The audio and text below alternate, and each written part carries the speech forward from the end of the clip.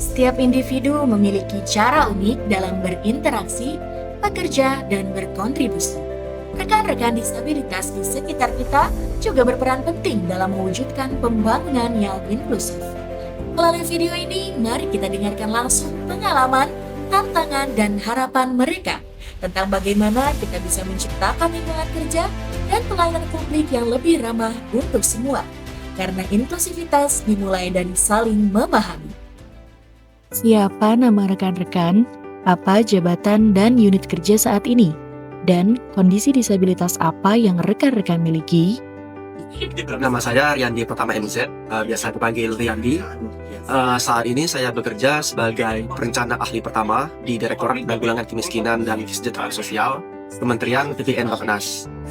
Kalau ragam atau jenis disabilitas saya, yaitu disabilitas netra totally blind. Namaku Enji Putri Mulyani.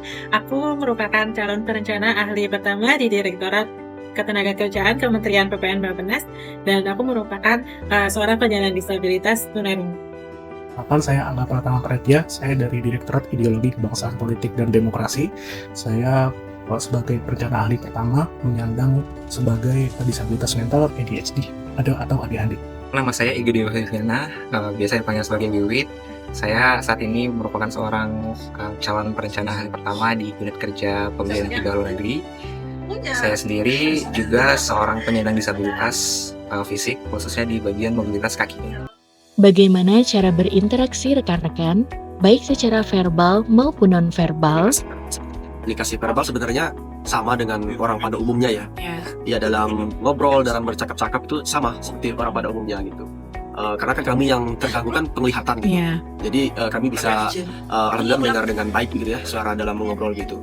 Nah kalau dalam komunikasi yang nonverbal atau interaksi nonverbal seperti apa ya, mungkin dalam hal mungkin teman-teman yang non disabilitas ya untuk mau membantu gitu ya, membantu teman-teman yang disabilitas netra atau yang biasanya kalau total itu menggunakan tongkat untuk mobilitas mbak atau berjalan gitu ya. Nah, itu memang ada namanya itu etika ya, dalam berinteraksi atau membantu. Dalam keseharian, aku berinteraksi dengan mengadakan gerak bibir, dengan menggunakan alat bantu dengar, ekspresi wajah, dan sedikit bahasa isyarat. Kemudian dalam komunikasi atau forum daring, aku biasanya menggunakan caption sebagai alat bantu tambahan. Untuk berinteraksi bagi ADHD seperti orang normal pada umumnya, berarti tidak apa-apa. Namun karena untuk neurodivergent, karena kan bagian dari neurodivergent ya, berarti struktur otak kami berbeda dari yang lain. Untuk salah satunya adalah kayak mungkin untuk autisme dan lainnya itu butuh cara lain. Tapi untuk ADHD sendiri kami bisa berfungsi seperti orang biasa dalam berinteraksi.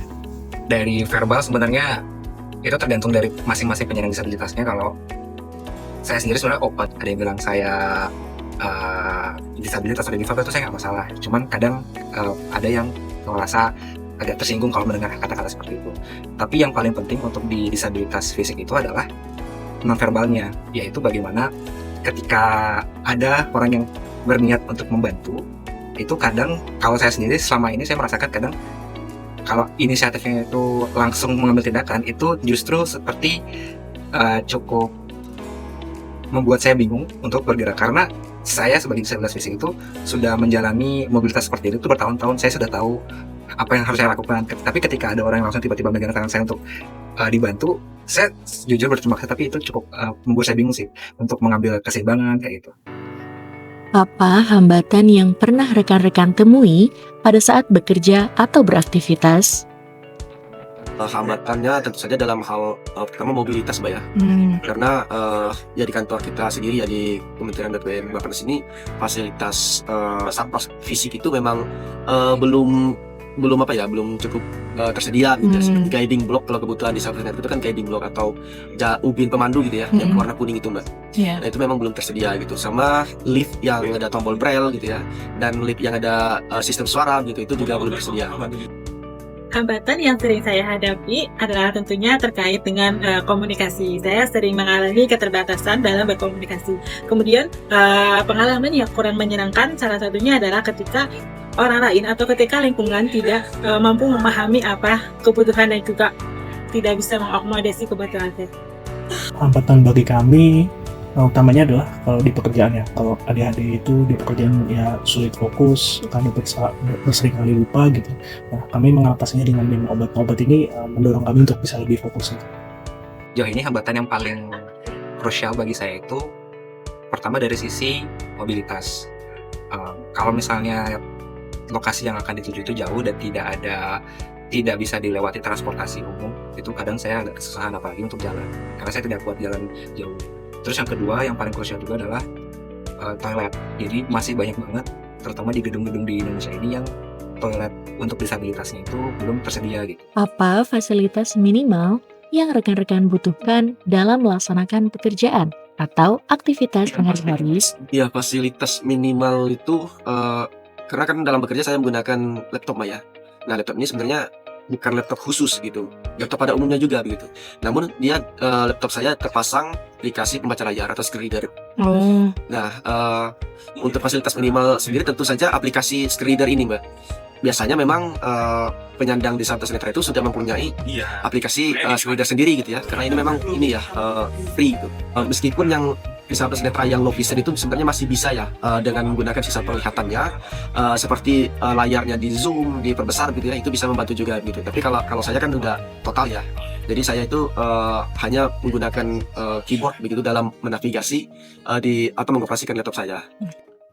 Untuk kebutuhan fasilitas, aku biasanya bisa mengakomodasi sendiri dengan menggunakan alat bantu dengar. Namun untuk kebutuhan fasilitas dalam hal menunjang pekerjaan, aku membutuhkan laptop yang berfungsi dengan baik, yang disediakan dengan suatu aplikasi atau transkip secara otomatis.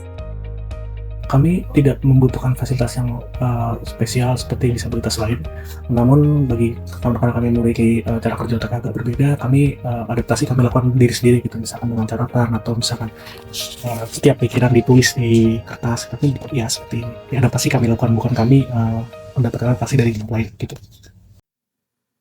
Nah, menyambung dari hambatan yang tadi sudah saya jelaskan, kalau untuk yang mobilitas sejauh ini yang paling mendekati itu ya yang paling dapat saya jangkau adalah kayak Gojek atau Grab, naik ojek online seperti itu. Terus yang untuk hambatan yang kedua, toilet itu mungkin kalau boleh saran itu setidaknya dibantu untuk disediakan handler untuk berdiri aja.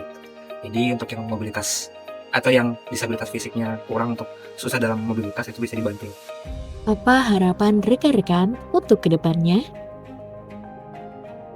Untuk harapan saya, yang pertama ya, sebenarnya idealnya itu sarpras baik fisik maupun non fisik itu udah tersedia ya di kantor itu.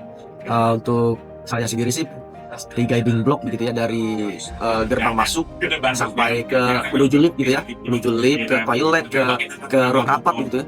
Terus lift juga yang ada sistem suara gitu ya, yang menginformasikan lift itu udah di lantai berapa.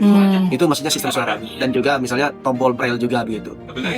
Kemudian kalau non fisik sih sejauh ini di kantor kita ya di Bappenas ini, untuk aplikasi membaca layar saya juga sudah punya. Sama jenjang karir saya juga alhamdulillah sudah diakomodir juga ya, dimana saya dari honorer gitu ya, sekarang ini alhamdulillah menjadi P3K gitu. Itu diakomodir, diusahakan dalam tanda kutip oleh direktorat kita. Itu menurut saya menjadi praktik baik begitu bagi stakeholder lain. Harapan untuk kedepannya ialah aku berharap lingkungan kerja dapat menjadi lebih inklusif yang mampu mengakomodasi kebutuhan teman-teman disabilitas lainnya agar kami dan setiap orang dapat berkontribusi secara optimal. Harapan ke depan pertama lebih banyak penyandang disabilitas mental seperti ADHD atau autisme yang cukup banyak ya untuk dapat masuk ke pemerintahan. Yang kedua juga untuk bagi diskriminasi bagi neurodivergent seperti ADHD dan autisme itu masih cukup banyak gitu. Nah, ini juga agar bisa dipahami dan bisa baik di lingkungan kerja maupun di masyarakat juga dapat memahami gitu, bahwa ini bukan karena kami memang malas atau kami emang aneh, tapi memang struktur otak kami berbeda dari yang lain. Harapannya ke depannya sih lebih kepada semoga nanti ke depannya di fasilitas publik, khususnya di gedung-gedung pemerintahan atau di mall-mall, teman-teman rekreasi itu lebih bisa inklusif, untuk bisa teman-teman disabilitas lainnya itu bisa dengan nyaman berpergian ke daerah-daerah itu atau menggunakan fasilitas lainnya. Dari setiap cerita, kita belajar bahwa inklusivitas bukan hanya tentang akses, tapi juga tentang empati, kesetaraan, dan kesempatan yang sama untuk berpartisipasi. Mari bersama wujudkan lingkungan kerja dan pelayanan publik yang menghargai keberagaman. Karena Indonesia yang inklusif dimulai dari langkah kecil kita hari ini.